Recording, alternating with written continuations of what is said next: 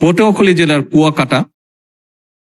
মাননীয় সংসদ সদস্য, এখানে আমি একটি বিষয় উল্লেখ করতে চাইছি যে এই কুয়াকাটায় আমি গিয়েছিলাম একবার, এবং সেই স্মৃতিটি আমার রয়েছে শহীদ রাষ্ট্রপতি জিয়া রহমান আমার পিতার সাথে। সেজন্যই স্বাভাবিকভাবে এই অঞ্চলের প্রতি কিছুটা হলে আমার একটি দুর্বলতা রয়ে গিয়েছে। বাংলাদেশের পর্যটন খাতকে দীর্ঘমেয়াদী, টেকসই এবং পরিকল্পিতভাবে এগিয়ে নেবার লক্ষ্যে বর্তমান সরকারের সুনির্দিষ্ট কিছু প্রতিশ্রুতি রয়েছে। বেসামরিক বিমান পরিবহন এবং পর্যটন মন্ত্রণালয় জাতীয় পর্যটন মহাপরিকল্পনা প্রণয়নের লক্ষ্যে এরই ভিতরে কাজ শুরু করেছে। এই মহাপরিকল্পনা প্রণয়নে কুয়াকাটার প্রাকৃতিক সৌন্দর্য রক্ষা এবং পর্যটন খাতের উন্নয়নকে বিশেষভাবে আমরা গুরুত্ব দিতে চাইছি। একই সাথে পটুয়াখালী জেলার কুয়াকাটা।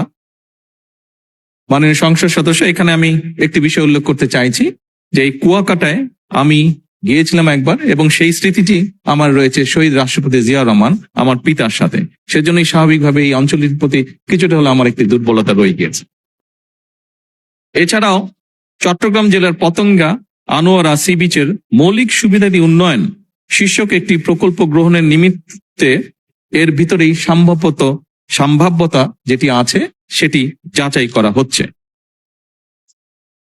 মাননীয় সংসদ সদস্য, মাননীয় স্পিকার, আপনাদের অবগতির জন্য জানাচ্ছি, গৃহায়ন ও গণপূর্ত মন্ত্রণালয় কর্তৃক কুয়াকাটা সংলগ্ন 7টি উপজেলা গলাচিপা, কলাপাড়া, রাঙ্গামালী, বরগুনা সদর, পাথরঘাটা, আমতলী এবং তালতলী নিয়ে Payra Kuakata comprehensive plan focusing on eco tourism শীর্ষক গৃহীত পরিকল্পনা বাস্তবায়নের জন্য বর্তমান অ্যাকশন এরিয়া প্ল্যান তৈরি করা হচ্ছে। অ্যাকশন এরিয়া প্ল্যানের পর্যটনের অংশটুকু বেসামরিক বিমান পরিবহন ও পর্যটন মন্ত্রণালয় কর্তৃক বাস্তবায়ন করা হবে ইনশাল্লাহ। এটি চূড়ান্ত হলে কলাপাড়া উপজেলাস্থ কুয়াকাটার পর্যটন খাতের সামগ্রিক উন্নয়ন ত্বরান্বিত হবে বলে আমরা আশা করি।